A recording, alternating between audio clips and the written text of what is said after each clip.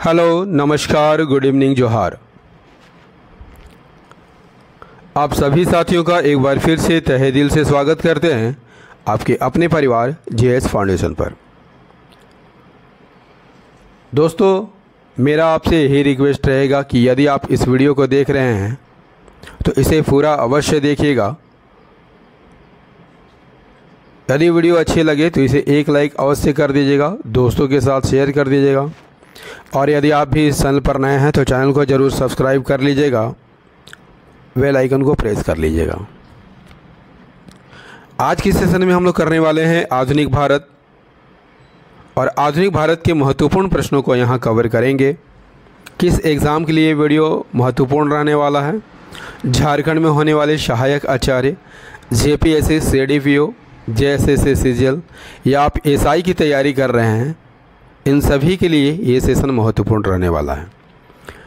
तो फटाफट से इस सेशन को दोस्तों के साथ शेयर जरूर कर दीजिएगा, ठीक है। चलिए शुरुआत कर लेते हैं आज के सेशन की। तो सबसे पहले आपके स्क्रीन पर सवाल क्या दिख रहा है? पुर्तगाल के बाद भारत में कौन से यूरोपीय आए थे? कौन आए थे? डच आए थे, है ना। कौन आए थे? डच आए थे।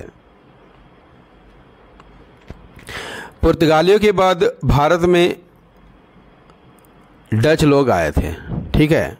और पहला डच यात्री कौन था? हाउटमैन कार्नेलियन था, और वह 1596 में भारत के पूर्व सुमात्रा द्वीप पर पहुंचा था।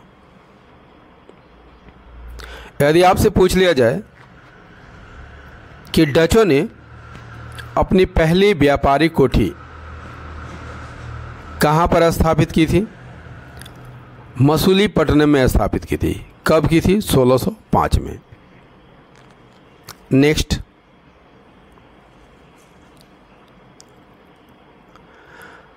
प्रथम आंग्ल मैसूर युद्ध की समाप्ति किस संधि के द्वारा हुआ था? किस संधि के द्वारा हुआ था? मद्रास की संधि 1769 के द्वारा। प्रथम आंग्ल मैसूर युद्ध की समाप्ति किस संधि के द्वारा होती है? मद्रास की संधि, जो होती है 1769 में। दूसरा आंग्ल मैसूर युद्ध की समाप्ति किस संधि के द्वारा होती है? मैंगलोर की संधि के द्वारा 1784 में। तृतीय आंग्ल मैसूर युद्ध की समाप्ति श्रीरंगपट्टनम की संधि के द्वारा हुई थी। कब हुई थी? 1792 में। नेक्स्ट, सिखों के तीसरे गुरु कौन थे? सिखों के तीसरे गुरु कौन थे? सिखों के तीसरे गुरु कौन थे? Answer is the Amar Das. सिखों के तीसरे गुरु जो थे कौन थे? अमरदास थे। और अमरदास ने हिंदुओं से अलग होने वाले बहुत से कार्य किए थे। जैसे उन्होंने हिंदुओं से अलग विवाह पद्धति लवन को प्रचलित किया था। अकबर की बात कर लिया जाए तो अकबर गुरु अमरदास के समकालीन थे, और वह गोविंदवाल में अमरदास से मिले थे, ठीक है। और उनके पुत्री बीबी भानी को बहुत से गांव दान में दे दिए थे। अमरदास ने 22 गद्दियों की स्थापना की थी और सभी पर एक महंत की नियुक्ति की थी। नेक्स्ट, 1772 में वारेन हेस्टिंग्स ने नई भू राजस्व की एक नई पद्धति लागू की थी। उसे किस नाम से जाना जाता है? किस नाम से जाना जाता है? इजारेदारी प्रथा के नाम से जाना जाता है।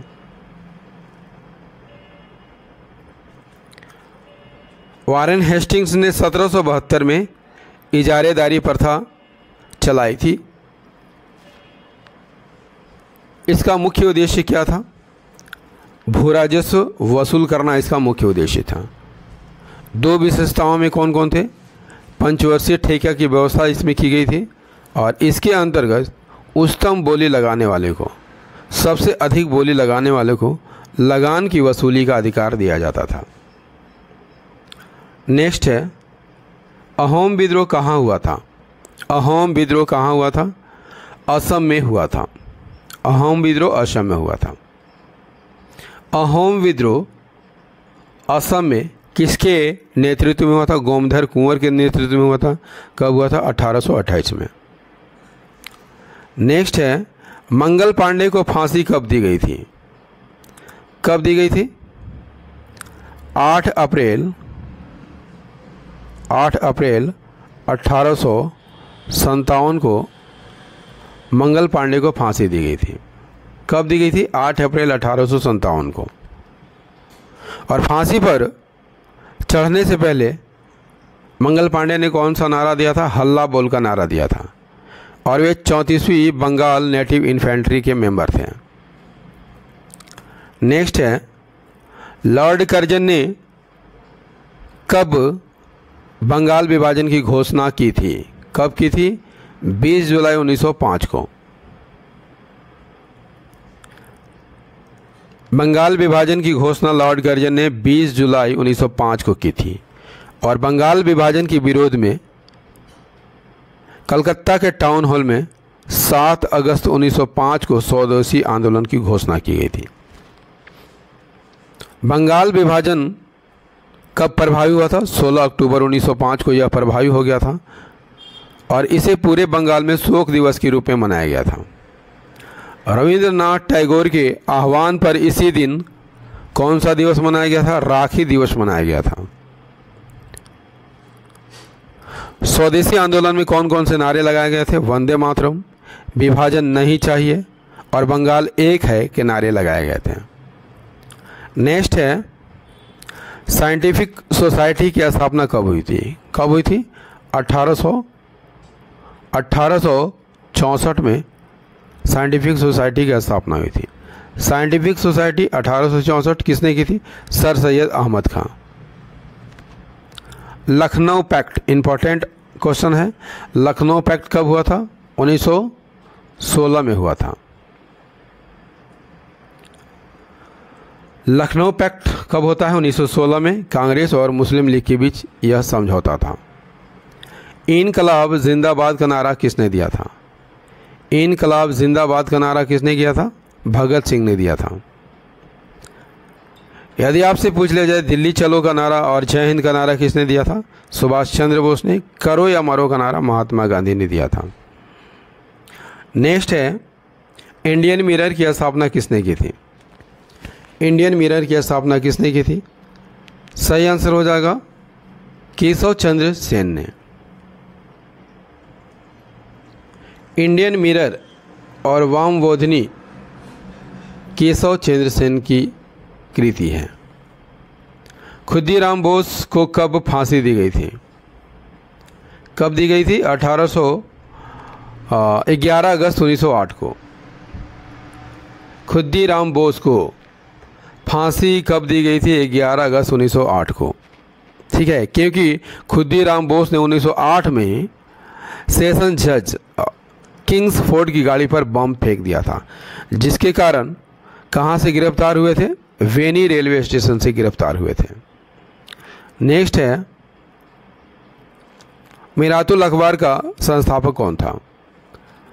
राजा राम मोहन राय।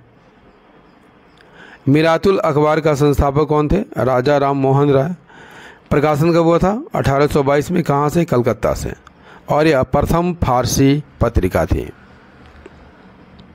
नेक्स्ट है, छठे कांग्रेस अधिवेशन की अध्यक्षता किसने की थी? दोस्तों कभी कभी ऐसे सवाल पूछ लिए जाते हैं, ठीक है, क्योंकि परीक्षा में पूछने का अब नया ट्रेंड चल गया है। ठीक है, तो पहला दूसरा तीसरा ना पूछकर कोई भी सवाल आपसे किया जा सकता है। तो छठे कांग्रेस अधिवेशन की अध्यक्षता किसने की थी? सही आंसर हो जाएगा फिरोज शाह मेहता ने की थी। छठे कांग्रेस अधिवेशन की अध्यक्षता 1890 में फिरोज शाह मेहता ने की थी और यह अधिवेशन कलकत्ता में हुआ था। नेक्स्ट है, इनाम आयोग की स्थापना कब हुई थी? इनाम आयोग कब हुई थी? 1822 ईस्वी में। इनाम आयोग का गठन कब किया गया था? 1822 में। वायसराय कौन थे? डलहौजी थे। ठीक है। और उद्देश्य क्या था? भूमि संबंधी विवेचना करना इसका मुख्य उद्देश्य था। ठीक है दोस्तों, आधुनिक भारत का ये सेशन आपको कैसा लगा? उम्मीद करता हूँ काफ़ी अच्छा लगा होगा दोस्तों। यदि वीडियो अच्छी लगी हो, सेशन अच्छी लगी हो, तो इसे एक लाइक अवश्य कर दीजिएगा, दोस्तों के साथ शेयर कर दीजिएगा। और यदि आप भी इस चैनल पर नए हैं तो चैनल को ज़रूर सब्सक्राइब कर लीजिएगा, बेल आइकन को प्रेस कर लीजिएगा। तो मिलते हैं अगले सेशन में वर्ल्ड ज्योग्राफी के प्रश्नों के साथ। तब तक के लिए जय हिंद, धन्यवाद।